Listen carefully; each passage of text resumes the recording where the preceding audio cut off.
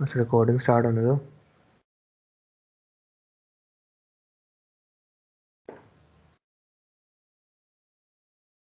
बस recording start होगी तो हम शुरू करते हैं अब ऑफिशियली। तो आज का टॉपिक है वो है मैथमेटिक्स। मैथमेटिक्स में आपके पास काफ़ी सारी चीज़ें आ जाती हैं वैसे तो प्रोग्रामिंग में तो, लेकिन हम वही पढ़ेंगे जो आपके डीएसए के लिए रिक्वायर्ड है। ठीक है, तो आज हम लिख लेते हैं मैथ फॉर डीएसए। आज हमारा सेशन का नाम है वो है मैथ मैथ फॉर डीएसए। मुझे ना इसका फ़ॉन्ट नहीं पसंद, इसका फ़ॉन्ट कहाँ से चेंज होता है पता नहीं, अभी कहाँ से चेंज होता है। चलो ये रहा। नहीं, edit text more, all text cut delete copy like edit text. चलो मैं फ़ॉन्ट में मैं देखूंगा फिर कल कैसे चेंज करते हैं। तो मैथ फॉर डीएस है आपका। बेसिकली मैथ फॉर डीएस है 3 पार्ट में मैंने डिवाइड किया है। तो मैं आपको बता देता हूँ, वैसे बोल के लिख नहीं रहा। तो पहला पार्ट है बिट मैनिपुलेशन का है और नंबर सिस्टम्स का है, जो आप नंबर सिस्टम्स पढ़ते आए हो। दूसरा पार्ट है मॉड्यूलर अरिथमेटिक का। और तीसरा पार्ट है आपका जो आपकी बाकी चीज़ें जो कंप्यूटेशन की टेक्निक्स हैं, जिसमें प्री कंप्यूटेशन है, हैशिंग है और सारा कुछ है। तो आज हम बेसिकली स्टार्ट करेंगे प्री कंप्यूटेशन से। मैं आपको सिर्फ एक ओवरव्यू दूंगा, हम ऑफिशियली इसको पढ़ेंगे नेक्स्ट क्लास में जब फ्राइडे वाले दिन होगी, तब हम इसके 1-2 क्वेश्चंस भी करेंगे। अभी आपको सिर्फ ओवरव्यू दे रहा हूँ, आपने समझना है प्री कंप्यूटेशन और हैशिंग क्या होती है। ठीक है, तो प्री कंप्यूटेशन एक टेक्निक है जो कि आपको अलाउ करती है कि आप काफ़ी चीज़ें, लेट्स से अगर मैं आपको एक क्वेश्चन की एग्जांपल देता हूँ। मैं आपको एक क्वेश्चन दिया है कि आपने किसी नंबर के फैक्टर्स को फाइंड करना है। ठीक है, तो मैं आपसे क्वेश्चन देता हूँ कि आपने किसी नंबर के फैक्टर्स को फाइंड करना है। तो आपको पता है कि आप किसी भी नंबर के जो फैक्टर्स होते हैं वो क्या होते हैं। लेट्स से अगर मैं 6 के फैक्टर्स की बात करूँ तो 6 का फैक्टर 1 है। ठीक है, 2 है, 2 3 जा 6 और 3 2 जा 6 होता है। तो ये आप इस तरह करके ना निकाल सकते हो, लेकिन आप यहाँ पे अगर गौर करो, अगर आपको सारे फैक्टर निकालने हो तो आपको मॉडुलो से इस्तेमाल करना पड़ेगा, पता है ना मोड। तो मोड को हमने बचाना है। मैंने आपको शुरू में बात बताई थी कि जितना हो सके हमने मॉडुलस ऑपरेटर से बचना होता है। तो मॉडुलस ऑपरेटर से बचने के लिए हम डिफरेंट टेक्निक्स का इस्तेमाल करते हैं, उनमें एक टेक्निक का नाम है प्री कंप्यूटेशन एंड हैशिंग। ठीक है, अब मैं आपको कहता हूँ कि लेट से मैं क्या करता हूँ, मैं एक अरे बनाता हूँ। लेट से मुझे पता है कि जो मेरे फैक्टर्स हैं वो 5 की पावर से ऊपर नहीं जाने, 10 की पावर 5 से ऊपर नहीं जाने ना। तो मैं क्या करूँगा, मैं एक पहले से एक अरे बना लूँगा ऑफ एन के अंदर, एक एन का फॉर लूप लगा के ना नंबर स्टोर कर लूँगा एक अरे में जो कि फैक्टर्स होंगे। ठीक है, तो क्या लेट से आपको पता है ना 5 के फैक्टर क्या हैं। 5 के फैक्टर है 1 और 5। ठीक है, 6 का फैक्टर है 1 2 और 3।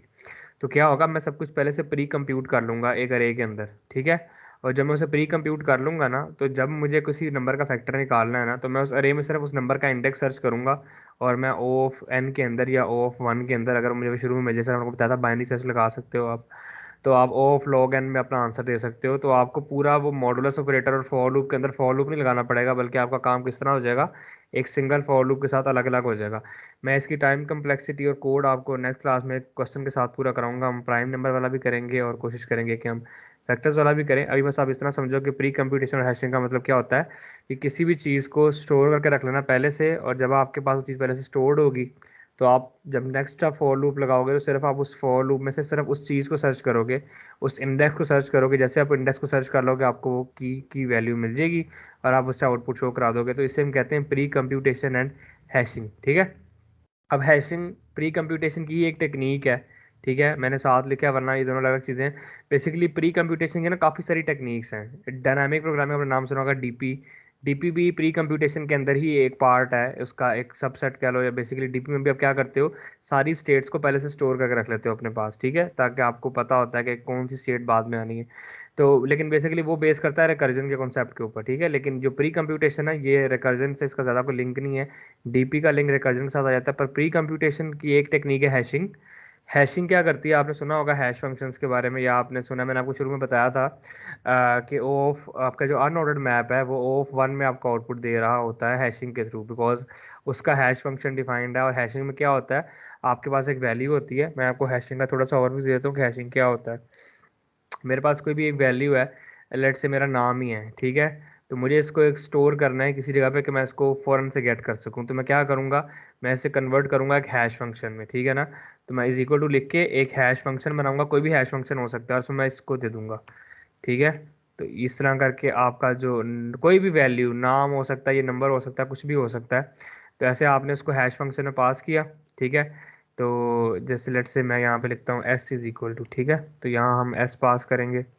तो ये हैश फंक्शन क्या करता है, ये आपको कहता है कि ठीक है मैं इसका हैश कैलकुलेट करूँगा और इसे मैं स्टोर कर दूंगा जाके एक हैश टेबल के अंदर, ठीक है। अब हैश टेबल क्या होता है, वो एक मैप की तरह का होता है, की वैल्यू पेयर्स होते हैं, जिसमें की आपका ये हैश बन जाता है और वैल्यू आपकी वैल्यू होती है वेरी, ठीक है।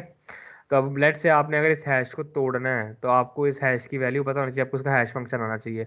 तो अगर आपको हैश फंक्शन आता है और कोई आपको कहता है कि 7 को सर्च करो, तो आपके लिए कितना आसान है, आपको हैश फंक्शन का पहले से पता है, आपने हैश फंक्शन में एस को डालना है, आपका हैश कैलकुलेट होगा और आपने अरे में जाके सिर्फ उस हैश को सर्च कर लेना है, ठीक है, या आपने हैश टेबल में जाके उस हैश को सिर्फ सर्च करना है। तो ये बेसिकली बहुत फास्ट होता है। मोस्ट टेक्निक्स जो अडॉप्ट की गई है ना फास्ट सर्चिंग की, वो हैशिंग से अडॉप्ट की गई हैं।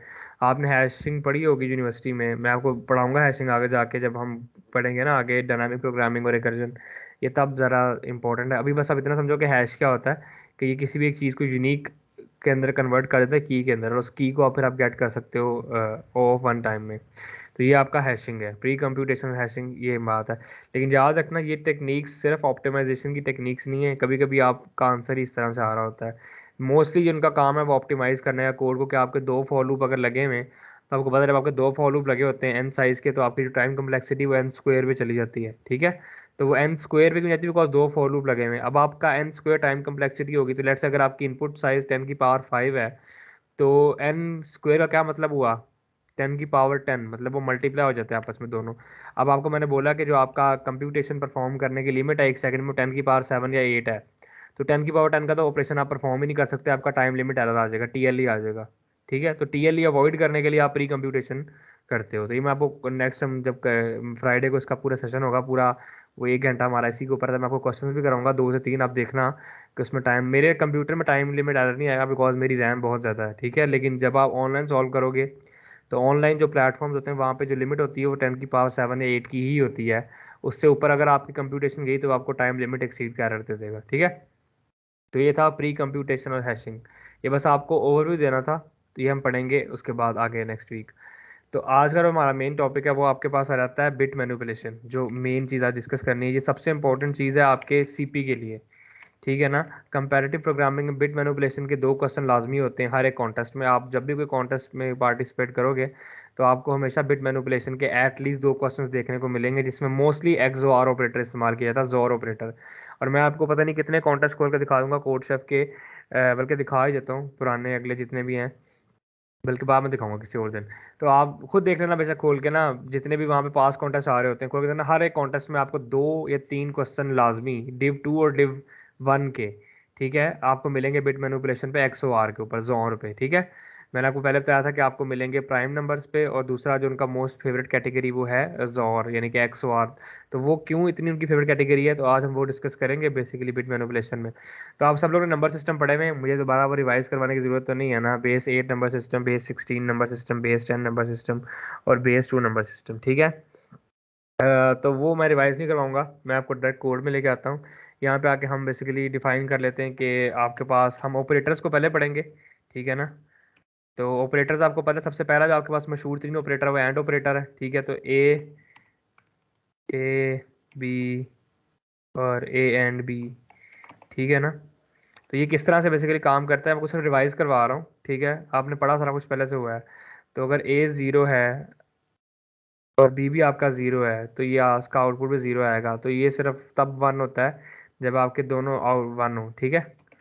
तो 0 0 1, वैसे मुझे ये करना नहीं चाहिए लेकिन चलो कोई नहीं, कुछ लोगों ने नहीं पढ़ा हुआ तो उनका रिवाइज हो जाएगा, ठीक है। तो ये आपका A&B और A, तो आंसर तो पता है ना, मैं फिर भी लिख देता हूँ, 0 0 0 और 0, ये आपने यूनिवर्सिटी में पढ़ा हुआ है, ठीक है। एंड इसी तरह आपका और होता है। अब और मैं नहीं बना रहा, बस मैं यहाँ पे और लिख रहा हूँ, खुद ही समझ जाना, तो उसको बाद में खुद ही ठीक कर लेना। यहाँ पे आके सिर्फ एक चीज़ चेंज होगी, वो है आपका ये और ये, ठीक है। तो और बेसिकली ऐसे लिखा जाता है। तो ये आपका और एंड, ठीक है। और इसके बाद आपका जो तीसरा होता है सबसे इम्पोर्टेंट जो है, वो है XOR, जो कि मोस्ट यूज्ड होता है आपके DSA में और आपकी कंपैरेटिव प्रोग्रामिंग में जोर गेट, ठीक है ना। ये सिर्फ तभी ट्रू होगा जब दोनों में से कोई एक ट्रू होगा, अगर दोनों एक सेम है तो ये फॉल्स हो जाता है। तो इससे हम जोर कहते हैं, और इसकी जो रिप्रेजेंटेशन सी प्लस प्लस में वो इस तरह से की जाती है। ये ठीक है। तो A B X O R और एंड। सबसे पहले हम एंड की प्रॉपर्टी डिस्कस करते हैं। सबसे इंपॉर्टेंट प्रॉपर्टी एंड की, कि आप किसी भी नंबर को वन के साथ एंड करोगे तो वो नंबर ही वापस आएगा। आपको याद रखना, मैं यहाँ पे लिख रहा हूँ, ये मोस्ट इंपॉर्टेंट प्रॉपर्टीज़ हैं। अगर आपको ये प्रॉपर्टीज़ याद हो गई ना, जिस तरह आपने मैथ में प्रॉपर्टीज़ पढ़ी होती है ना हर चीज़ की, आपको वो आपने एसोसिएटिव प्रॉपर्टी पढ़ी होगी, कम्युनिटी प्रॉपर्टी पढ़ी होगी, इस तरह ये नंबर सिस्टम्स की भी ना प्रॉपर्टी होती है। तो जो एंड ऑपरेटर है इसकी एक प्रॉपर्टी है, उसका नाम है कि आप किसी भी नंबर को जब वन से एंड करते हो ना, तो आपके पास नंबर इट सेल्फ रिटर्न हो जाता है। जो उसके डिजिट्स है ना वो सेम रहते हैं। मैं वो करके दिखाता हूँ। लेट्स से कि अगर आपने एंड किया ना किसी भी चीज़ के साथ, तो वो आपको, मुझे ना पहले ज़रा एक बड़ा कमेंट करने दो ताकि ये चीज़ें कमेंट रहें। तो प्रॉपर्टीज़ और यहाँ पे आके आपका कमेंट हो जाएगा एंड, ठीक है। तो ये आपके कमेंट है। अच्छा, तो इसकी जो प्रॉपर्टी है ना एंड की, तो पहली प्रॉपर्टी जो मैं आपको बताना चाहता हूँ ये है कि आप एनी नंबर के साथ, ठीक है ना, एंड विद वन, किसी भी नंबर का अगर आप एंड लो ना वन के साथ, ठीक है ना, तो जो डिजिट्स हैं उसके विल रिमेन द सेम, वो हमेशा सेम रहेंगे, ठीक है, वन के साथ एंड लेने से। या आप प्रूफ कर लेना, बाद में रजिस्टर पे करके प्रूफ कर सकते हो। ये प्रॉपर्टीज़ हैं जो कि एग्जिस्ट करती हैं। तो पहली प्रॉपर्टी ये है कि आप एंड किसी भी डिजिट का करते हो तो वो सेम रहता है। तो बस ये अपनी याद रखनी है, एंड की एक मेन यही प्रॉपर्टी है। इसके बाद सारी प्रॉपर्टी जोर की हैं। जोर की जो पहली प्रॉपर्टी है वो है कि, ये याद रखना बस, बहुत इंपॉर्टेंट चीज़ें हैं ये आप आगे देखना हर क्वेश्चन में इस्तेमाल हो रही होंगी, फिर मैं आपको बताऊंगा कि ये प्रॉपर्टी कहाँ पे इस्तेमाल हुई। अगर आप किसी भी नंबर का जोर लेते हो ना वन के साथ, तो वो रिटर्न करता है ज़ीरो, ठीक है ना। X O R of any number with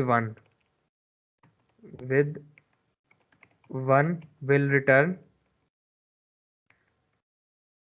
zero. ये देखो यहाँ पे आपको दिख रहा है कि जब आप ज़ीरो का आपने, सॉरी ज़ीरो का आपने, रुको क्या बोली जा रहा हूँ मैं, एक्स ओ आर आपने लिया वन के साथ, और आपको एक मिनट रुको ज़रा, मुझे ना दूसरी प्रॉपर्टी भी लिखने दो पहले।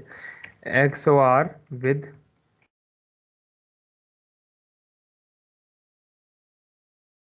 Zero will return the number itself. अब मुझे एग्जैक्ट प्रॉपर्टीज याद नहीं कि यही है कि उल्टी इसका रिवर्स है, मैंने ये बहुत अर्सा पहले पढ़ी थी। तो ये क्या होता है कि जब प्रॉपर्टीज़ आप एक्स ओ आर की लेते हो, तो उसमें अगर आप जीरो के साथ एक्स ओ आर करोगे ना, तो वो नंबर इट सेल्फ को रिटर्न करेगा। लेट से आपके पास ए है, उसका आपने एक्स ओ आर लिया ज़ीरो के साथ, यानी कि ए वन है ना, तो एक्स ओ आर लिया ज़ीरो के साथ, वन ही रिटर्न हो गया, ठीक है। ज़ीरो का आपने एक्स ओ आर लिया ज़ीरो के साथ, ठीक है ना, देख रहे हो ना, जीरो का एक्स वाले जीरो के साथ तो जीरो रिटर्न होगा। तो अगर आप किसी भी नंबर का जीरो के साथ जोर लेते हो ना, तो वो नंबर इट सेल्फ को रिटर्न करता है हमेशा, याद रखना ये। तो ये आपकी प्रॉपर्टीज थी एक्स ओ आर की। अगर आप एक्स ओ आर लेते हो वन के साथ, तो इट विल रिटर्न जीरो। इस तरह आपने वन का एक्स ओ आर लिया, वन के साथ उसने जीरो रिटर्न किया, जीरो का आपने एक्स ओ आर लिया वन के साथ और उसने वन रिटर्न की। ये मुझे याद नहीं एग्जैक्ट ये क्या था, ये मैं आपको ना नेक्स्ट क्लास में बता दूंगा। अगर इसको, बस ये चीज़ें आपने समझनी है, क्योंकि इसका जो सबसे ज़्यादा काम है यहाँ पे आकर, जब आप लेफ्ट शिफ्ट और राइट शिफ्ट कर रहे होगे, तो लेफ्ट शिफ्ट और राइट शिफ्ट आपने पढ़ा होगा यूनिवर्सिटी में। तो लेफ्ट शिफ्ट इस तरह करके होता है, और जो राइट शिफ्ट है वो ऐसे करके होता है। रुको मुझे ना इसको ऊपर करने दो। तो ये सबसे इंपॉर्टेंट चीज़ें, लेफ्ट शिफ्ट और राइट शिफ्ट, ठीक है। अब लेफ्ट शिफ्ट को आपने समझना इस तरह से है कि ये बेसिकली एक प्रॉपर्टी है जब आप किसी भी बाइनरी नंबर को, अब मैं आपको एग्जांपल देता हूँ कि अंडर द हुड जो चीज़ें हो रही होती हैं कंप्यूटर के अंदर वो कैसे होती हैं। लेट्स से 10 एक नंबर है मेरे पास, ठीक है, ये 10 है। तो कंप्यूटर इस 10 को किस तरह से अपने पास स्टोर कर रहा होता है, एक बाइनरी बना के, ठीक है, बाइनरी फॉर्मेट में। और आपको पता है 10 की बाइनरी क्या है, ठीक है ना, अगर मैं गलत नहीं हूँ तो ये 10 की बाइनरी है।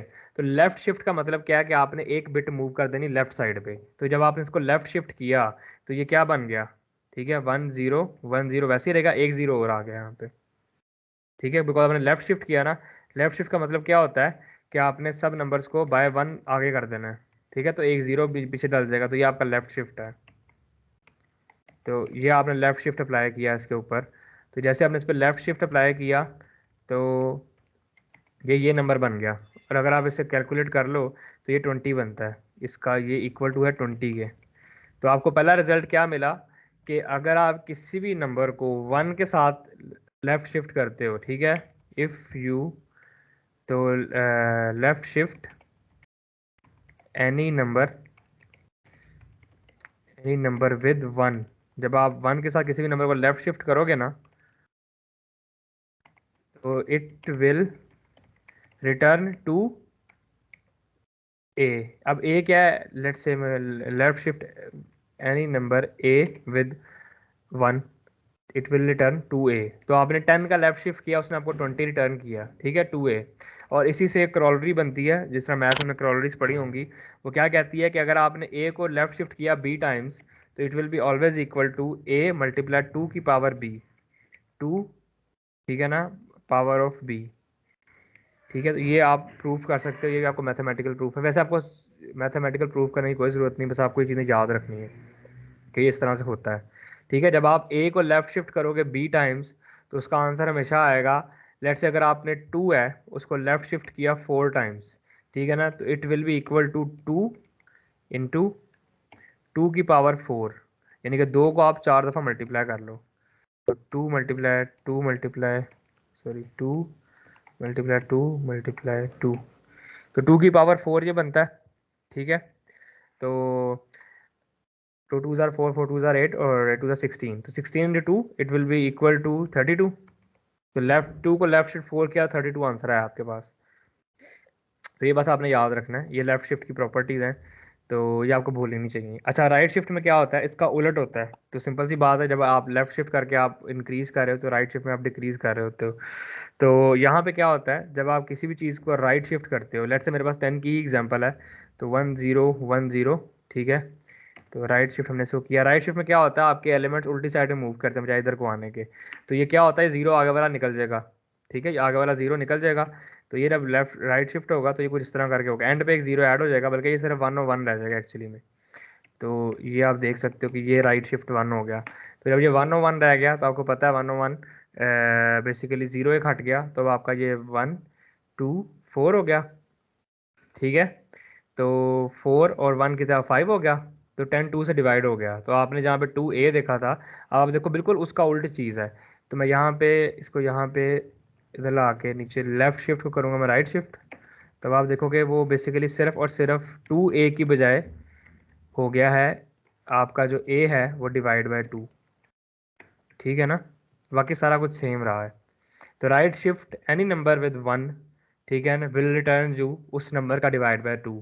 और इसी से करोलरी निकलती है कि ए लेफ्ट शिफ्ट अगर आपने बी किया, तो it always be equal to A power A divide by 2 की पावर बी। सिर्फ डिवाइड हुआ है, बाकी सारा कुछ सेम है, देखो कुछ भी नहीं बदला। पहले मल्टीप्लाई था, अब डिवाइड हो गया। तो आप ये 2 की पावर 4 का राइट शिफ्ट आप खुद करके देख लेना। हाँ ठीक है, ये सारा कुछ जहाँ पे लिखा हुआ है, ये आप यहाँ से आके देख सकते हो, ये सारा नोट, ये बेसिकली फाइल आपको मिल जाएगी। लेकिन आपके लिए ना ये चीज़ों को अंडरस्टैंड करना बहुत ज़रूरी है। तो इसकी जो सबसे बड़ी प्रॉपर्टी निकल के आती है, वो आती है इवन और ऑड नंबर में ना, कि लेट से अगर आपने बताना है कि आपका नंबर इवन या ऑड है, तो वो आप कैसे बताओगे, ठीक है। तो लेट से हम यहाँ पे इसे कर देते हैं 3, तो यहाँ पे हम लिख लेते हैं int n is equal to 10। और इसको अगर आपने बताना है कि ये इवन है कि ऑड है, तो मैंने आपको ये बात शुरू में बताई थी कि आप क्या करते थे, मोड लेते थे, 10 का मोड 2, और फिर आप बताते थे कि वो जीरो है कि नहीं। मैंने आपको बोला था अगर बहुत बड़ा नंबर आ जाए तो क्या करोगे, तो वो तो ख़राब हो जाएगा ना। तो मॉडुलस को आपने हमेशा अवॉइड करना है। मोड ऑपरेटर जितना कम इस्तेमाल करोगे ना, कोड उतना ज़्यादा फास्ट चलेगा आपका, ये बात हमेशा याद रखना। चाहे सी प्लस प्लस है, चाहे जावास्क्रिप्ट है, चाहे पाइथन है, कहीं पे भी काम कर रहे हो, always avoid mode operator. Mode operator को कम से कम इस्तेमाल करो, बिकॉज वो मोस्ट हैवीएस्ट ऑपरेशन है आपकी प्रोग्रामिंग के अंदर। तो अब आपके पास देखो, मैंने आपको बताया था कि कंप्यूटर इस 10 को स्टोर किस तरह से करता है, 1 0 1 0, ठीक है, यही था ना, बाइनरी रिप्रेजेंटेशन। तो इस नंबर की जो बाइनरी है वो ये है। तो अब आप यहाँ मुझे खुद बताओ, आपने यूनिवर्सिटी में पढ़ा है, डीएलडी में पढ़ा होगा कि जो आपका एमएसबी है, ठीक है ना, ये आपका एमएसबी है, ये आपका एलएसबी है, ठीक है ना, मोस्ट सिग्निफिकेंट बिट और लीस्ट सिग्निफिकेंट बिट। तो अगर आपका, आपने पढ़ा होगा यूनिवर्सिटी में कि अगर आपका जो एलएसबी है, लीस्ट सिग्निफिकेंट बिट जो है, ये अगर इक्वल टू 0 के है, तो वो नंबर इवन है, ठीक है, सिंपल, बहुत आसान चीज़। बिकॉज ये अगर आपका 0 है तो नंबर आपका इवन होगा, और अगर आपका ये 1 है तो वो नंबर ऑड होगा, ठीक है ना। और ठीक है ना, और यहाँ पे लिख लो L S B is equal to 1। अगर आपका ये 1 है तो वो नंबर क्या होगा, ऑड होगा, सिंपल, ठीक है, आई समझ। तो मैंने आपको क्या बोला था, अभी आप ऊपर आओ, ये चीज़ समझ आ गई है ना, ये जो मैंने बोला कि अगर आप अब आपको ये डिटेक्ट करना है कि जो 10 की लीस्ट सिग्निफिकेंट बिट है वो 1 है कि नहीं है, ठीक है, तो मैंने आपको यहाँ पे आगे क्या बोला था, एंड विद 1, ठीक है ना, digits will remain the same. तो अगर आप n का एंड करोगे 1 के साथ तो डिजिट्स हमेशा सेम रहेंगे, ठीक है ना। और अगर आपके पास एल एस बी 1 आ जाती है तो मतलब आपका नंबर वो ऑड है।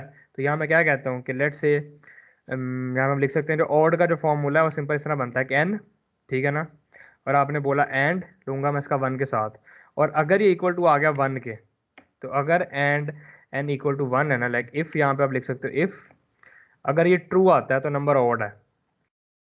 तो यहाँ पे आप सी आउट कर सकते हो, सी आउट ऑड, अदरवाइज आप सिंपल बोल लो कि भैया नंबर इवन है, ठीक है ना, एल्स आपके पास जो नंबर है वो आपका इवन है।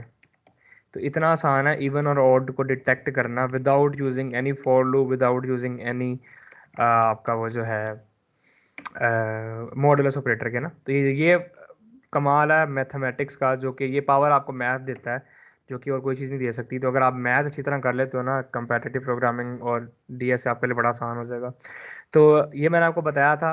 अब लेट से मैं आपको एग्जांपल लेता हूँ कि इसी का अगर हम लेने की कोशिश करते हैं एंड बाय 1, तो 1 0 1 0, तो 1 से एंड का क्या मतलब है, 0 0 1, यही है ना 1 से एंड लेने का मतलब। बाकी सारे आपको 1 0 करने पड़ते हैं। या आपने बेसिक पढ़ी है ना अरिथमेटिक, आई होप के पढ़ी हो। ये इतना बाइनरी तो सबको आना चाहिए ये वाला, ठीक है ना।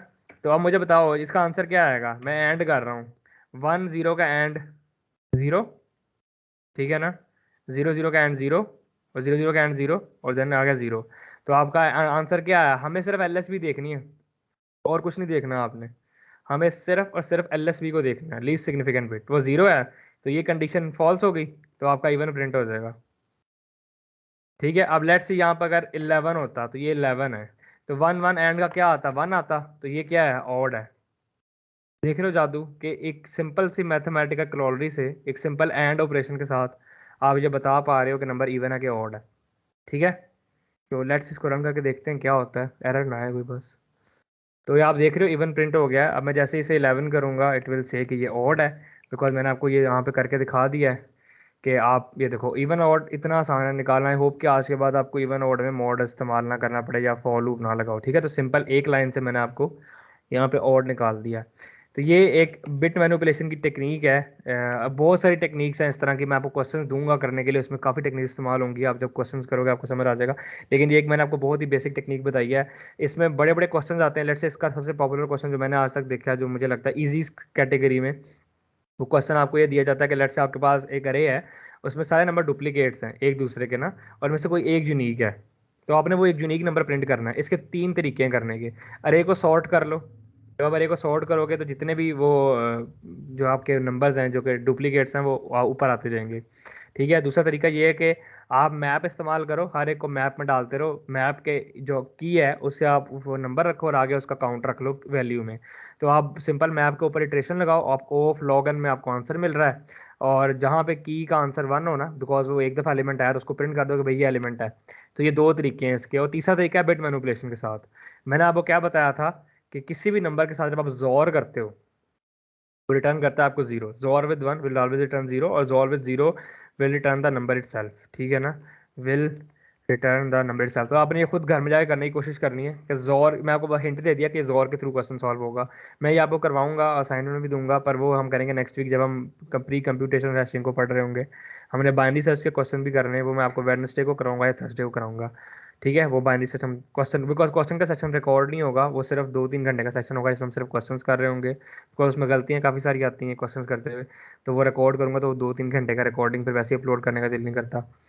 तो वो हम करेंगे इसी वीक में। लेकिन अभी ये बस आप इतना समझो कि ये सारी जितनी मैंने क्रॉलरीज जहाँ पे लिखी है ना, ये सब आपको जिस तरह मुझे ज़ुबानी याद है, कच्ची पक्की बीच में हो जाती है, जिस तरह मुझे अभी एग्जैक्ट याद नहीं है कि ये जो है जोर विद 1 रिटर्न 0 ही है कि कुछ और है।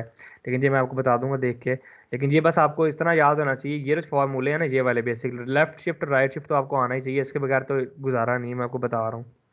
आप देखोगे आगे जाके हम क्वेश्चन करेंगे बाइनरी बिट मैनिपुलेशन के लिए। हम मास्किंग करेंगे ना, तो मैं यहाँ पे कॉन्सेप्ट करा देता हूँ मास्किंग। वो बेसिकली एडवांस चीज़ें ये मैं आपको अभी नहीं करा रहा, बिकॉज अभी बिगिनर सेशन है। अभी एडवांस जब हम करेंगे आगे जाके तब मैं आपको मास्किंग करूँगा। मास्किंग में क्या होता है कि आपने लेट से सेट बिट निकालनी है या नॉट सेट बिट निकालनी है, लीस्ट सेट बिट निकालनी है, मोस्ट सेट बिट निकालनी है, तो उसके लिए आपको मास्किंग इस्तेमाल करनी पड़ती है। तो मास्किंग में क्या होता है, आप एक मास्क तैयार करते हो बाइनरी नंबर्स का, और आप उसके साथ उसे एंड और या जोर कुछ भी करके आउटपुट निकाल रहे होते हो कि कौन सी बिट सेट है कौन सी सेट नहीं है। ये बिल्कुल एंड की तरह का ऑपरेटर है। मैंने आपको बताया जिस भी नंबर का 1 का एंड करोगे वो नंबर उस चीज़ को रिटर्न करता है, जैसे हमने यहाँ पे बाइनरी में किया है ना, कि आपने जैसे उसको मल्टी एंड किया है 1 के साथ, उसने आपको वो नंबर का आउटपुट दे दिया। तो अगर आपने चेक करना है कि बिट सेट है कि नहीं है, तो सिंपल उस इंडेक्स पे जाके उसका एंड कर दो 1 के साथ, ठीक है ना। जब आप उसका एंड करोगे 1 के साथ, तो अगर तो वो सेट है तो आंसर 1 आएगा। मतलब लेट से मैं आपको एग्जांपल देता हूँ।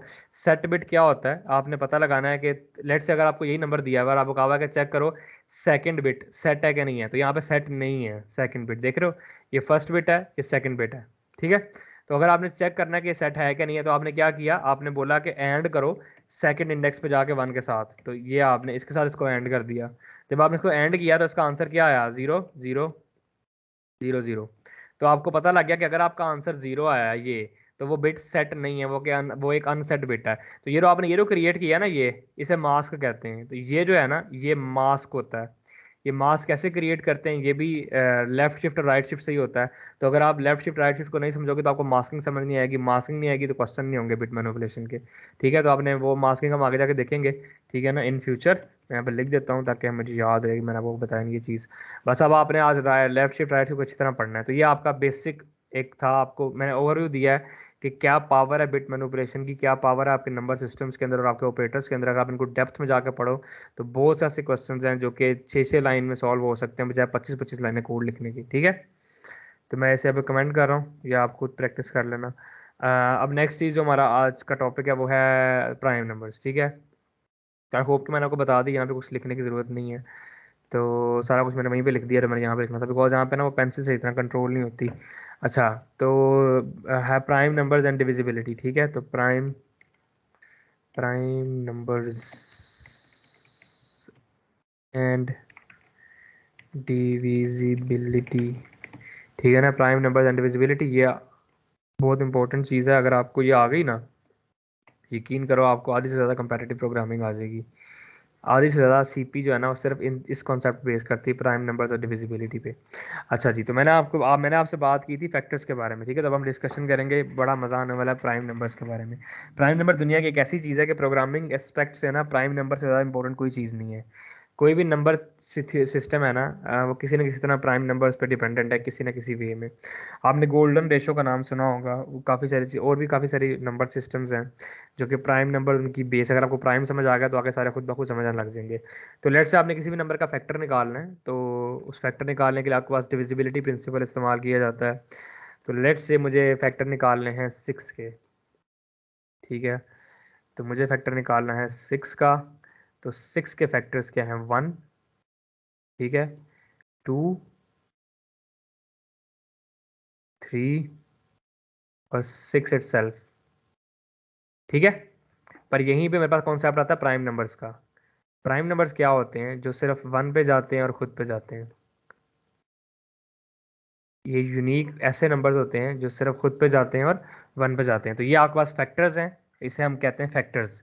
लेकिन इस चीज़ को हम कहते हैं प्राइम फैक्टर्स, अगर आपने पढ़ा हो तो प्राइम फैक्टर्स हैं ये आपके। तो अब लेट से आपने किसी भी नंबर को बताना है कि वो नंबर प्राइम है कि नहीं है, ठीक है। तो उसका क्या तरीका है, सबसे पहले ब्रूट फोर्स सोचो हमेशा। ब्रूट फोर्स तरीका क्या है, मैं 1 से लेके 5 तक का लूप लगाऊंगा, लेट से मुझे 5 को डिटेक्ट करना है। तो पहला तरीका वर्जन 1 हमारा क्या होगा कि हम 1 से लेके 5 तक जाएंगे और मोड करेंगे हर नंबर का 5 के साथ। अगर वो 0 आता है तो वो नंबर प्राइम है, मतलब प्राइम बेसिकली। अगर यहाँ पे लेट से 1 5 का मोड 0 आएगा, 2 से करेंगे 0 नहीं आएगा, 3 से करेंगे 0 नहीं आएगा। लेट से अगर 0 आता है तो हमें पता लग जाएगा कि कितने इसके फैक्टर्स हैं, और हम फिर ये बता पाएंगे कि ये नंबर प्राइम है कि नहीं है। तो लेट से अगर मैं आपको इसका ब्रूट फोर्स अप्रोच बताऊं, तो यहाँ से हम n को ऐसे ही रहने देते हैं, यहाँ हम लिख सकते हैं 5। तो ब्रूट फोर्स अप्रोच क्या होगी, 4, ठीक है। सबसे पहले ब्रूट फोर्स अप्रोच आप बेसिकली यहाँ पे कह लो prime numbers and divisibility, prime numbers and divisibility, तो प्राइम नंबर्स एंड डिविजिबिलिटी। और बेसिकली क्या होगा, int I is equal to 1, ठीक है ना, ठीक है। 1 से शुरू करेंगे ना, I is less than equal to 5, I plus plus ठीक है। और इफ़ यहाँ पे हम काउंट लिखेंगे, ये काउंट, तो यहाँ पे लिखते हैं int C N T count is equal to 0। तो int C N T count is equal to 0। तो ये बेसिकली हमारा ना कोड का वर्जन 1 है। तो यहाँ पे आप लिख लो कि ये हमारा वर्जन 1 ऑफ कोड है, जो कि ब्रूट फोर्स अप्रोच है। ठीक है ना। इफ़ आपका जो आई है, बिकॉज हमें नंबर पहले से पता है ना, तो एन हमें नंबर पहले से पता है। एन जो है आपका, एन का मोड आपने लिया आई के साथ और वो आपका इक्वल टू 0 आया, तो इट विल बी आ, मतलब अब वो फैक्टर है तो काउंट प्लस प्लस कर दोगे आप, और एन पे आगे क्या चेक लगा लोगे, simple if count is equal to 2। ठीक है ना, कि उनके दो फैक्टर होने चाहिए ना, एक 1 और एक 5। तो आप सी आउट कर दोगे कि प्राइम, और एल्स आप कह दोगे कि नॉट प्राइम। ठीक है, तो एल्स यहाँ पे आपने लिखा सी आउट और यहाँ लिखा नॉट प्राइम। ये बहुत सिंपल ब्रूट फोर्स अप्रोच है जो मैंने आपको यहाँ बोर्ड पे दिखाया। 1 से 5 तक जाना है मुझे, और मुझे हर बार उसको 5 के साथ मोड लेके चेक करना है कि वो उसका है कि नहीं है।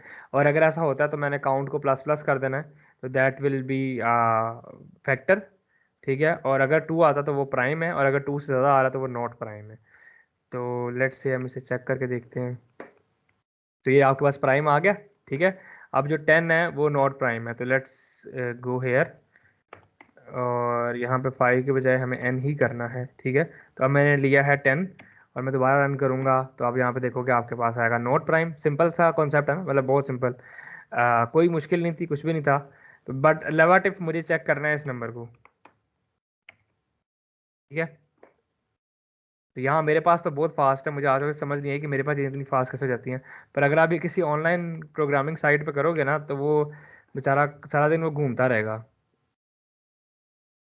देखो अब वो थक गया है आई थिंक, हाँ रुक गया है। नंबर बहुत अब बहुत बड़ा हो गया है।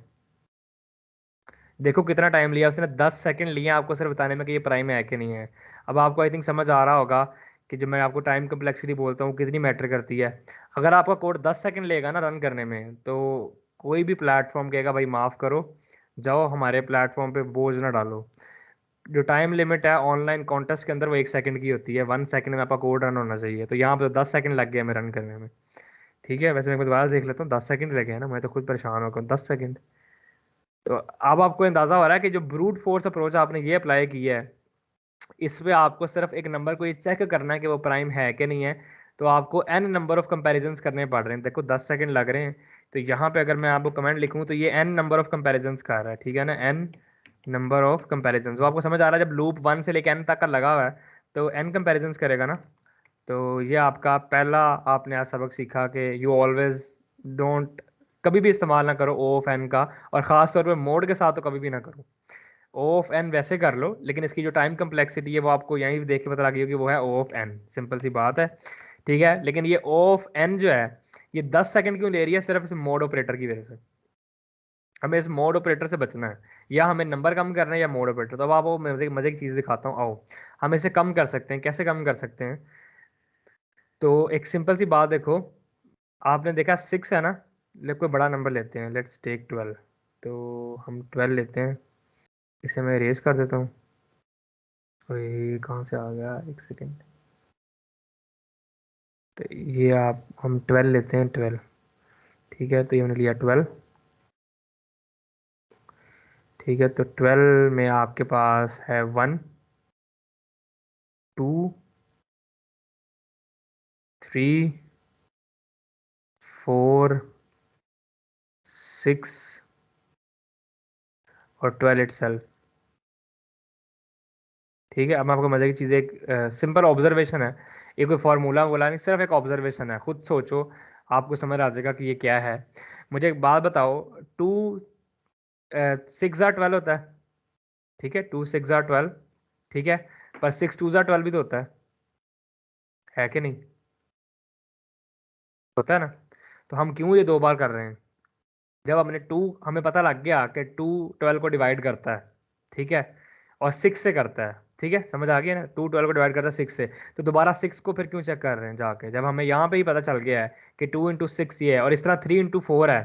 ठीक है, हम 3 into 4 से जब कर रहे हैं तो हम क्यों वापस जाके 4 into 3 दोबारा करके चेक कर रहे हैं कि वो उसको डिवाइड करता है कि नहीं करता। और आप यहाँ पे गौर से देखो 6 से लेके 12 तक कोई भी नंबर डिवाइड नहीं करता 12 को। पर हम ये फजूल से 6 से लेके 11 12 तक दोबारा क्यों जा रहे हैं। बताओ मुझे कि ये सारा टाइम ज़ाया नहीं हो रहा हमारा। खुद सोचो। बहुत सिंपल सी क्वेश्चन है कि 6 के बाद जो अगला फैक्टर है वो 12 इटसेल्फ है। ठीक है। तो हम क्यों 7 8 9 10 11 ये 5 इटरेशन हम वेस्ट कर रहे हैं 12 तक जाने के लिए, क्यों। तो ये सिंपल सा क्वेश्चन है। इसका आंसर ये है कि कोई भी नंबर, ये बात याद रखना, दुनिया का यूनिवर्सल माना हुआ रूल है, कोई भी नंबर है, कुछ भी है, उसका जब आप फैक्टर्स निकालोगे, वो फैक्टर्स हमेशा हाफ से पहले जितने होंगे उतनी हाफ के बाद भी होंगे। 12 डिवाइड बाय 6 आप करोगे ना, तो आपको वो नंबर मिलेगा जो कि लास्ट फैक्टर है उस नंबर का। तो आपने 12 को 2 से डिवाइड किया, आपको मिला 6। आपने 5 को 2 से डिवाइड किया, आपको मिला 3.5। ठीक है। तो ये जब आप एन को, किसी भी नंबर को एन को डिवाइड बाय 2 करोगे ना, तो ये आपको उसका देगा लीस्ट फैक्टर, यानी कि लीस्ट फैक्टर। लीस्ट फैक्टर आपको क्या बोलेगा भैया कि आपने जो लूप चलाना ना फॉर लूप का, वो बजाय एन तक ना चलाओ, वो एन तक चलाने की बजाय आप उसे चलाओ लीस्ट फैक्टर तक, जो कि उसका लीस्ट फैक्टर है। और लीस्ट फैक्टर आप कैसे निकालोगे, n/2 से निकालोगे। ठीक है ना। तो n/2 के लिए आपको क्या करना पड़ेगा यार, एक तो ये मैं बाद में लिखता हूँ लीस्ट फैक्टर। चलो ठीक है। तो अब देखो यहाँ पे हम आके इसको क्या करेंगे, ये कर देंगे। तब हमने अपना जो टाइम कम्प्लेक्सिटी, बल्कि यहाँ पे इसे ना वर्जन 1 बनाया हुआ, तो let's write it as version 2। ये आपको समझ आ गया ना, कोई मुश्किल तो नहीं था इसमें, मेरा नहीं ख्याल इतना कुछ मुश्किल था इसमें। सिंपल और सिर्फ सिंपल मैथमेटिक्स है। सिर्फ ऑब्जर्वेशन है आपकी, कि अगर आपने गौर से देखा हो तो मैंने आपको वैसे एक्सप्लेन तो मैंने कर दिया है आसान करके, कि दोबारा देख लो अगर किसी को समझ नहीं आई, कि जितने आपके पास फैक्टर्स उस हाफ नंबर से पहले हैं ना, उतनी हाफ नंबर के बाद भी होते हैं। तो हम हाफ नंबर से पहले ही चेक करके आपको आउटपुट दे सकते हैं, तो हम हाफ नंबर के बाद चेक क्यों करें। और फिर नेक्स्ट चीज़ ये है कि 6 के बाद से लेकर 12 तक जितने भी नंबर हैं, 7 8 9 10, हमें पता है कि वो उसे, अब इस तरह 1 से लेकर 5 तक के दरम्यान में नंबर है ना, प्राइम नंबर, हमें पता है 2 3 4 5 कभी भी डिवाइड नहीं करेगा 5 को, हमें पता है ये बात। तो हम क्यों अपने आप को तंग कर रहे हैं वाई, हम क्यों इसको n/2 क्यों नहीं कर लेते। ठीक है। तो यहाँ पे पहली ऑप्टिमाइजेशन क्या है, n/2 कर दो। और मज़ा क्या है कि इसको 2 से स्टार्ट करो, हमें पता है 1 तो डिवाइड करता ही करता है। ठीक है ना। तो जब आप इसको 2 से स्टार्ट करोगे तो एक फैक्टर निकल गया, यहाँ पे सिर्फ 1 आना चाहिए। समझ आ रही मेरी बात, क्योंकि मुश्किल तो नहीं लग रहा, बिकॉज आपने 1 जब निकाल दी, यहाँ से 1 शुरू कर रहे थे ना आप, तो यहाँ पे 2 लिखा हुआ था कि भाई 2 फैक्टर आएंगे। ठीक है ना, एक 1 आएगा, एक वो इट सेल्फ आएगा। जब आपने उसको बोला कि स्टार्ट ही 2 से करना है, ठीक है ना, तो यहाँ पे आपने क्या कह दिया कि भैया 2 से स्टार्ट करो, लेकिन यहाँ पे फैक्टर अब सिर्फ 1 आना चाहिए, तो ये बताएगा कि वो प्राइम है कि नहीं है। लेकिन यहाँ पे आपका क्या नंबर ऑफ कंपेरिजन हो गए, n/2 कंपेरिजन हो गए, और आपकी time complexity O of n से O ऑफ n/2 होगी, यानी कि आपका सोल्यूशन अब फास्ट हो गया। ठीक है, मतलब समझ आ गई है ना। इसे रन करके देखते हैं कितना टाइम लगता है। नंबर अभी भी वैसे बहुत बड़ा नंबर है, मुझे इतना बड़ा नंबर लिखना नहीं चाहिए था। ठीक है। तो 6 सेकंड लगे, लेकिन आप देखो, आपको मैं रियल लाइफ में ऑप्टिमाइजेशन दिखा रहा हूँ कि हमने कोड को 10 सेकंड से रिड्यूस करके वर्जन 2 में हम उसको 6 सेकंड पे ले आए हैं। लेकिन अगला क्वेश्चन मेरा ये, क्या अभी और रिड्यूस हो सकता है। तो हाँ हो सकता है, क्यों नहीं हो सकता। यही आपकी मैथमेटिक्स आपको सिखाती है कि मैथमेटिक्स के साथ you can do anything you want. ठीक है। तो मैथ आपको अलाउ करती है कि आप कुछ भी कर सकते हो। ठीक है। अब यहाँ पे एक और मैथमेटिकल क्रॉलरी है, लेट्स से मैं आपको बताता हूँ, और वो भी सिंपल सी है, इसी चीज़ को बेस करती है। तो पहले ज़रा मुझे n/2 इज इक्वल टू, यहाँ मुझे लिखने दो, हमें लिखना था LF, यानी कि लीस्ट फैक्टर। ठीक है। तो मैंने आपको ये लीस्ट फैक्टर का कोड दिखा दिया है ना, कि आपने लीस्ट फैक्टर तक का लूप चलाना है और आपको पता लग जाएगा कि नंबर प्राइम है कि नहीं। और हमने 10 सेकंड से टाइम कम्प्लेक्सिटी को रिड्यूस कर लिया 6 सेकंड पे। पर यहाँ पे देखो मज़े की बात है, आपने अगर n नंबर तक जाना है, ठीक है, तो n नंबर तक जाने का कितने तरीके हैं। n नंबर तक जाने का एक तरीका बड़ा मजे का तरीका है, वो क्या है, n नंबर तक जाने के लिए अगर आप क्या करो, आप लो स्क्वायर रूट ऑफ n, इसको मल्टीप्लाई कर दो स्क्वायर रूट ऑफ n के साथ, तो आंसर निकाल लेना, आपका n आंसर आएगा। ठीक है। जब आप इसको स्क्वायर लोगे ना, तो ये कट जाएंगे आपस में। जब ये कट गए तो आपके पास n आंसर आया। तो आपको पता गया कि एक नंबर तक 12 तक जाने का जो बेस्ट तरीका है, वो ये क्या, उसके स्क्वायर रूट को उसके स्क्वायर रूट से मल्टीप्लाई कर दो। यानी कि किसका मतलब क्या है, कि अगर ये आपके पास लेट से 2n होता, 2, बल्कि रुको एक 6 सेकेंड को, ये वैसे इतना 2 लिखने की जरूरत नहीं, इतना समझ आ गया होगा आपको कि अगर आप स्क्वायर रूट ऑफ n को स्क्वायर रूट ऑफ n से मल्टीप्लाई करो, तो आपके पास n आउटपुट आती है। ठीक है, समझ आ गई है ना इतनी तो। ये स्क्वायर रूट ऑफ एन और स्क्वायर रूट ऑफ एन का मतलब क्या है कि अगर आपका for loop square root of N तक चले तो भी वो इनफ है आपको आउटपुट देने के लिए, बिकॉज आपका जो स्क्वायर रूट है वो आपको ये बताता है कि आपका हाफ नंबर कहाँ से स्टार्ट होता है।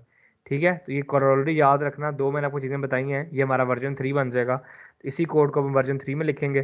ठीक है, तो टाइम कम्प्लेक्सिटी अभी और रिड्यूस होने वाली है। ठीक है, तो ये वर्जन 3 आ गया कोड का, इसमें हम जो रिड्यूस कर रहे हैं वो हम SQRT n तक चले गए हैं। ठीक है, तो स्क्वायर रूट ऑफ एन, ये बेसिकली अभी तक की बेस्ट कम्प्लेक्सिटी हमारी वर्जन 3 में आई है।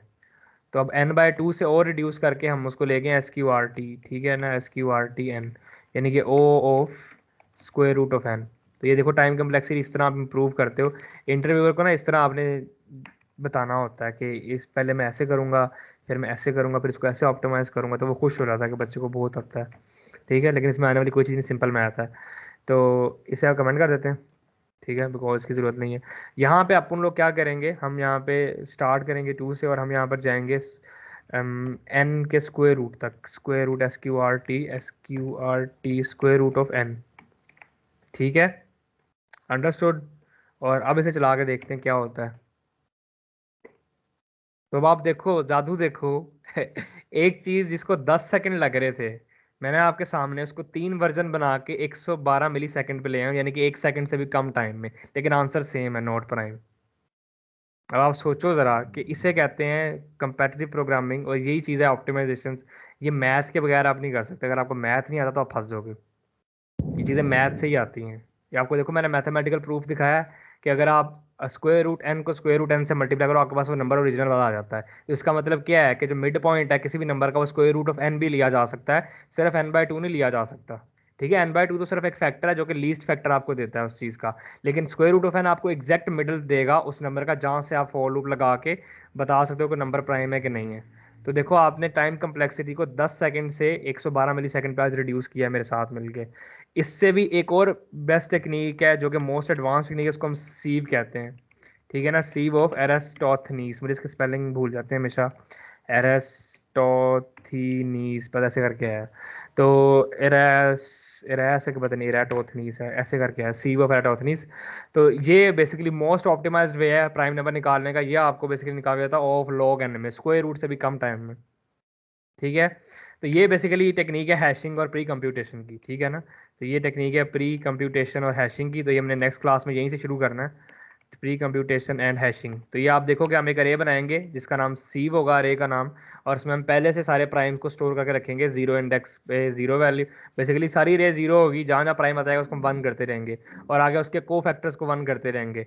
तो ये सीव ऑफ एरिस्टोथनीस आपको मैंने नेक्स्ट क्लास में बताना है, जिसको ये आ गया उसको प्राइम नंबर में ज़िंदगी में कभी कोई मसला आएगा ही नहीं। बल्कि प्राइम नंबर का कोई भी क्वेश्चन आएगा ना, आपके जहन में फ़ौरन सबसे पहली अप्रोच ये आनी है। लेकिन कभी भी ऐसे ना करना, इंटरव्यूअर को ना स्टार्ट करना स्क्वायर रूट ऑफ एन से, कहना कि मैं स्क्वायर रूट ऑफ एन करता हूँ, ये मोस्ट ऑप्टिमाइज अप्रोच है, फिर वो कहेगा नहीं और बेहतर करो, फिर आप कहना अच्छा मैं सी अप्लाई करता हूँ, सी एरिस्टोथनीस से, फिर वो कहेगा अच्छा अच्छा बच्चे को बहुत आता है, तो like he is a very good boy. तो ये सबसे मोस्ट ऑप्टिमाइज वे है प्राइम नंबर्स को निकालने का। मैंने आज आपको 3 ऑप्टिमाइजेशन सिखाई हैं, 3 वर्जन में बताया प्राइम नंबर और डिविजिबिलिटी फैक्टर के बारे में, कि किसी भी नंबर को डिवाइड करो तो आपको उसके फैक्टर मिलते हैं, पर उसके प्राइम फैक्टर्स होते हैं जो कि सिर्फ यूनिक 2 होते हैं। और उनको निकालने का पहला तरीका हमने ब्रूट फोर्स अप्रोच किया, हमने एन का लूप लगाया, फिर हमने उसको कम करके लीस्ट फैक्टर निकाला उसका, वो हमने n/2 से निकाला, हमने वहाँ तक का लूप लगाया। फिर हमने और ऑप्टिमाइज करने के लिए उसको स्क्वायर रूट पे, यानी कि एक मैथमेटिकल क्रॉलरी अप्लाई की कि square root of N multiply square root of N is equal to N. ठीक है, हमें ओरिजिनल नंबर मिलता है। तो हमने क्या बोला कि हमें n/2 तक जाने की जरूरत नहीं, हम स्क्वायर रूट ऑफ एन तक भी जाएंगे तो हमें ओरिजिनल नंबर ही मिलेगा, यानी कि हाफ पॉइंट ही मिलेगा उसका। और हमने आपको क्या बोला था कि जितने नंबर हाफ से पहले एग्जिस्ट करते हैं फैक्टर, उतने ही हाफ के बाद भी होते हैं। तो लेट्स से अगर आपको 2 हाफ से पहले मिल गए तो हाफ के बाद भी 2 ही मिलने हैं, एक्स्ट्रा नहीं मिल सकते। और अगर आपको हाफ से पहले 1 मिला है तो हाफ के बाद भी 1 ही मिलेगा, ज़्यादा नहीं मिलेगा। तो इस मैथमेटिकल फॉर्मूले से या क्रॉलरी से आपने ये पता लगाया कि कैसे प्राइम नंबर्स को 10 सेकंड से रिड्यूस करके 112 मिली सेकंड पे लेके आना है। तो ये पावर है मैथमेटिक्स की। या दो अभी क्लासेस आगे उन्होंने मैथ की, तो हम और पावर देखेंगे मैथ की। नेक्स्ट क्लास हमने एक कंप्यूटेशन हैशिंग देखनी है, फिर हमने मॉडल अरिथमेटिक भी देखना है, तो वो बड़ा मज़ा आएगा आपको। अगर आपने मैथ पढ़ना है तो मैंने आपको उस दिन भी बोला था, कोड एंड कोड चैनल है, यहाँ पे जाके आपको नंबर थ्योरी की ना प्लेलिस्ट मिल जाएगी। एक तो ये कोड एंड कोड पे आप जाओगे, यहाँ प्लेलिस्ट में जाओगे, अगर आप खुद मैथ ज़्यादा डिटेल में पढ़ना चाहते हो तो यहाँ पे आपको ये नंबर थ्योरी का कोर्स मिलेगा। ठीक है, तो ये नंबर 3 पे आप जाओगे तो यहाँ पे इस बंदे ने भी स्टार्ट किया हुआ है प्राइम नंबर से और डिविजिबिलिटी चेक से ना।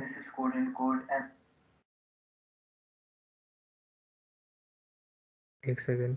तो यहाँ पे आप देखो कि यहाँ पे आपको नंबर मिलेंगे, सी ऑफ एरिस्टोथनीस मिल जाएगा, प्राइमरिटी चेक मिल जाएगा, O of N square root N मिल जाएगा। ठीक है ना। फाइंड द, इसमें इसने क्वेश्चंस भी काफ़ी सारे कराए हुए हैं। Find the kth prime number, ठीक है ना। प्राइम फैक्टराइजेशन कैसे करनी है, ओ ऑफ स्क्वायर रूट एन में। बाइनरी एक्सपोनेंशिएशन क्या होता है, ये मैं आपको नहीं कराऊंगा बिकॉज ये एडवांस चीज़ आ जाती हैं। ठीक है। तो माइक्रो और माइक्रो प्राइम क्वेश्चन है ये भी सारे, ठीक है ना।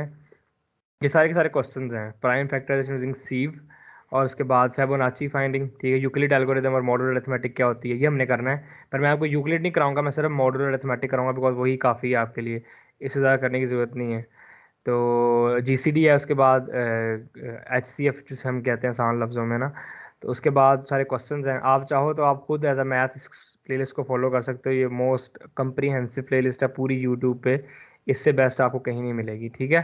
और एक वेबसाइट है उसका नाम है सीपी एल्गोरिदम, ठीक है ना। सीपी नाम सुना होगा आपने, ये बहुत पॉपुलर साइट है सीपी एल्गोरिदम्स। ये आपको अगर आपने मैथ को पढ़ना है बहुत डेप्थ में जाके विद मैथमेटिकल अंडरस्टैंडिंग के, मैंने साइट को बहुत फॉलो किया हुआ। तो आपको बाइनरी एक्सपोनेंशिएशन वहाँ से वीडियो से सीख के यहाँ पे आके आप उस बाइनरी एक्सपोनेंशिएशन का एल्गोरिदम मैथमेटिकली देख सकते हो। ये देखो, तो यहाँ उन्होंने पूरे पूरे मैथमेटिकल प्रूफ लिखे हुए हैं आपके पास। ठीक है। तो यहाँ से अगर आप डिज़ाइन एनालिसिस एल्गोरिदम पढ़ रहे हो और आप ये पढ़ के जाओगे ना क्लास में, तो सर भी परेशान हो जाएगा कि बच्चा कहाँ से आया है ये वाला। ठीक है। तो सारा पाइथन में कोड भी मिल जाएगा आपको। आई थिंक ये बेसिकली सूडो कोड है, सूडो कोड जिसे हम कहते हैं। अगर आपने वैसे इसका कोड लिखना गूगल पर सिर्फ जाके इतना सर्च करना कि क्या होता है बाइनरी एक्सपोनेंशिएशन, तो आपको मिल जाएगा। ठीक है। तो ये बेसिकली उन लोगों को बोल रहा हूँ जिन लोगों ने सीपी करनी, कंपैरेटिव प्रोग्रामिंग करनी है, जहाँ पे देखो सी ऑफ एरिस्टोथनीस भी है। ठीक है। लीनियर सीव, ये बहुत एडवांस चीज़ें हैं। ठीक है। ये प्राइमरी टेस्ट तो बेसिक है, पर लीनियर सीव तो बहुत एक्स्ट्रा एडवांस है।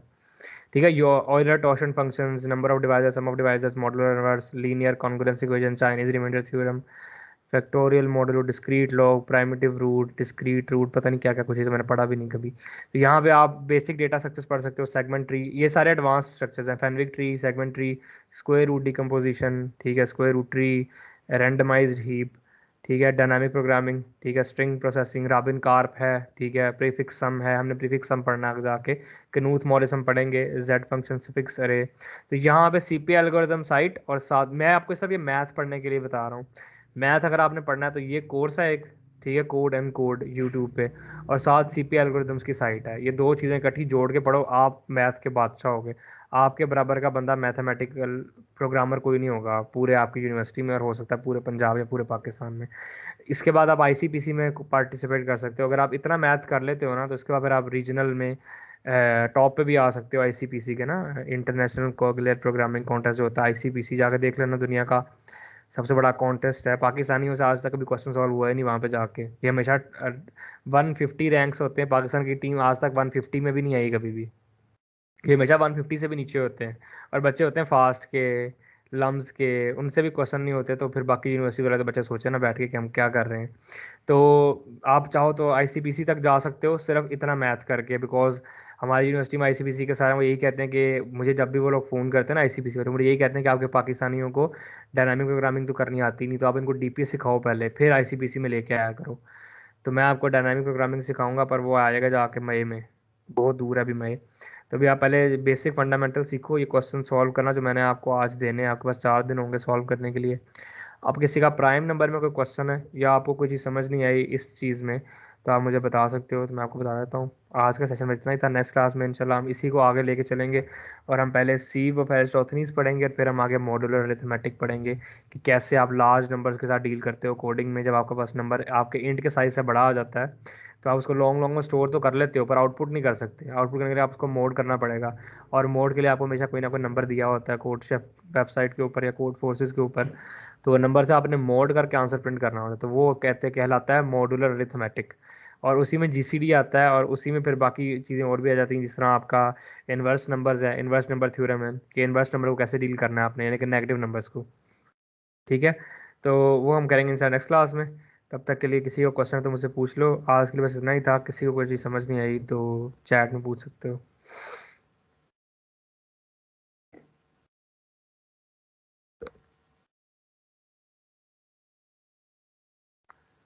तो किसी का कोई क्वेश्चन है?